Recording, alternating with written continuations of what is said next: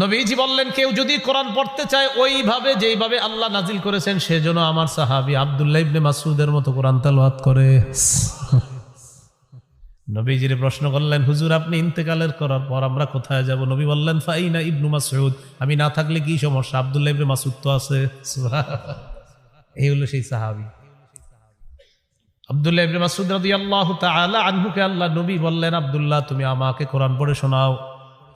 আব্দুল্লাহ ইবনে মাসউদ রাদিয়াল্লাহু তাআলা আনহু বললেন, আকরাউ আলাইকা ওয়া আলাইকা উনজিলা ইয়া রাসূলুল্লাহ, ইয়া রাসূলুল্লাহ আমি আপনাকে কোরআন পড়ে শোনাবো, কোরআন তো আপনার উপর নাজিল করা হয়েছে।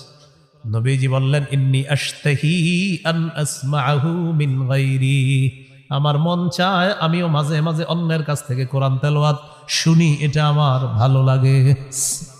তুমি পড়ো, তোমার তেলাওয়াত শুনবো, এটা আমার ভালো লাগে। মনে আসেনি কোথায় ছিলাম? জালিকাল কিতাবু লা রাইবা ফীহি হুদাল লিল মুত্তাকিন, মুত্তাকিদের জন্য হেদায়েত, এটা পড়তে হবে।